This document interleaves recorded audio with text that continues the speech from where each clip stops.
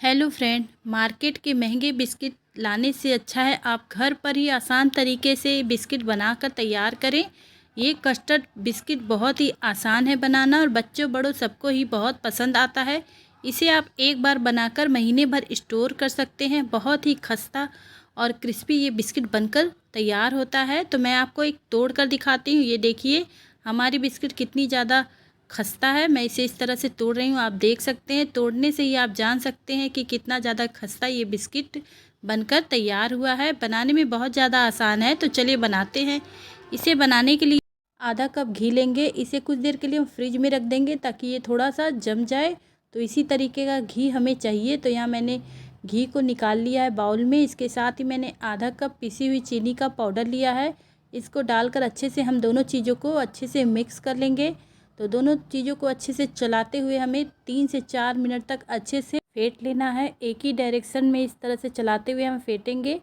तो 3 से 4 मिनट के बाद आप देखेंगे इसका कलर एकदम से लाइट हो जाएगा और ये बहुत ही हल्का हो जाएगा। तो यहाँ आप देख सकते हैं लगातार हमें इसे इस तरह से चलाते हुए फेंट लेना है और आप धीरे धीरे इसका कलर चेंज होते हुए खुद ही देखेंगे। तो यहाँ आप देख सकते हैं इसका कलर बिल्कुल वाइट हो गया है और ये बहुत ही हल्का हो गया है। तो इसी तरीके से हमें तैयार कर लेना है। तो बस ये अब तैयार है। इसे फेंटने में 2.5 से 3 मिनट का समय लग गया है। इसके ऊपर मैं एक छलनी धर दे रही हूँ। इसमें हम डालेंगे 1 कप मैदा। तो मैदा हमें चाल कर लेना है, इसलिए मैंने छलनी को रखा है। इसके साथ ही हम डालेंगे 2 बड़ा चम्मच कस्टर्ड पाउडर। कस्टर्ड पाउडर का टेस्ट इसमें बहुत ही अच्छा आता है। इसे डालने के बाद आपको कुछ और डालने की ज़रूरत नहीं पड़ेगी, इसका टेस्ट ही बहुत ही अच्छा आता है। इसके साथ मैंने आधा चम्मच बेकिंग पाउडर और 1 चुटकी खाने वाला नमक लिया है। सभी चीज़ों को मिलाकर अच्छे से इस तरह से हम चाल लेंगे। तो यहाँ देखिए इस तरीके से चालने से सभी चीज़ें आपस में अच्छे से मिक्स हो जाती हैं। तो यहाँ मैंने इसे अच्छे से चाल लिया है। जो भी मोटा हिस्सा इसमें निकला है मैं इसे हटा दूँगी। अब हाथों से इसे हम मिक्स करेंगे। तो देखने में ड्राई लगेगा, लेकिन धीरे धीरे जैसे ही आप मसलेंगे चीनी भी धीरे धीरे मेल्ट होते जाएगा और ये सॉफ्ट होते जाएगा। तो इसमें हमें कुछ और डालने की ज़रूरत नहीं पड़ेगी। अगर आपको लग रहा है कि ये ज़्यादा ड्राई है तो आप थोड़ा सा घी इसमें डाल सकते हैं। तो अच्छे से पहले हम इसे मसल कर मिलाएंगे, क्योंकि अगर शुरू में ही आप घी डाल देंगे तो बाद में ये बहुत ही गीला हो जाता है। तो पहले एक बार अच्छे से इसे मसल लें। यहाँ मैं डाल रही हूँ टूटी फ्रूटी, बच्चों को बहुत ही पसंद आता है और इसमें बिस्किट का टेस्ट भी बहुत ही अच्छा आता है। तो टूटी फ्रूटी डालकर अच्छे से वापस से हम इसे मसल कर मिला ले रहे हैं। तो यहाँ मैं अच्छे से इसे मिक्स कर ले रही हूँ। ये देखिए दबा दबा के। तो मुझे थोड़ा सा इसमें घी कम लग रहा है, तो मैं यहाँ 1 चम्मच घी डाल रही हूँ और वापस से इसे हम मसलते हुए मिलाएंगे।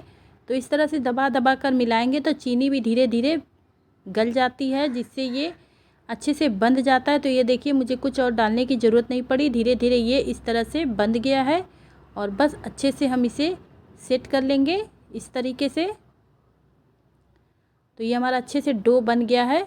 अब इसकी हम छोटी छोटी लोइयाँ इस तरह से तोड़कर इस तरह से लंबाई में करके इसे शेप देंगे। आप चाहें तो इसे सिंपल पेड़े का शेप भी दे सकते हैं। मैं थोड़ा इस तरह से लंबाई में शेप देकर इस तरह से बिस्किट को बना रही हूँ। बस इस तरह से बनाने के बाद चाकू से हम इसे थोड़ा सा डिजाइन ऊपर से देंगे। हल्का हल्का इसे इस तरह से थोड़ी थोड़ी दूर पे कट कर लेना है, जैसे कि मैं कट कर रही हूँ। ये हमारी पहली बिस्किट बन गई। दूसरा भी मैं आपको बनाकर दिखाती हूँ। तो दूसरा भी मैं इसी तरीके थोड़ा सा लोई लेकर इसे इस तरह से दबाते हुए लंबाई में इसे बना लूँगी और उसके बाद दोनों हाथों का सहारा लेकर इस तरह से इसे मैं शेप दे दे रही हूँ। तो बहुत आसान है इसे बनाना, झटपट से बन जाता है। तो आप भी इसे बना सकते हैं। तो यहाँ इसे भी मैं इसी तरीके से कट कर ले रही हूँ। तो आप देख सकते हैं कितना आसान है इसे बनाना। महंगे महंगे बिस्किट और मिलावटी बिस्किट लाने से अच्छा है घर पर ही थोड़ा मेहनत करके हम बच्चों के लिए अच्छी अच्छी चीज़ें बनाकर तैयार करें। तो यहाँ देखिए इस तरह से मैंने सारे बिस्किट को बनाकर तैयार कर लिया है। अब इसे एयर फ्रायर का इस्तेमाल करूँगी। तो यहाँ मैंने बास्केट में बटर पेपर लगा दिया है।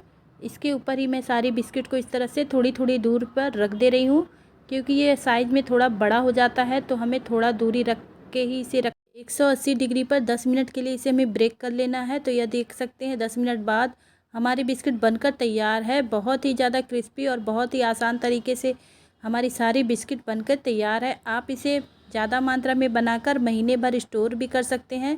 तो एक बार आप इसे ज़रूर ट्राई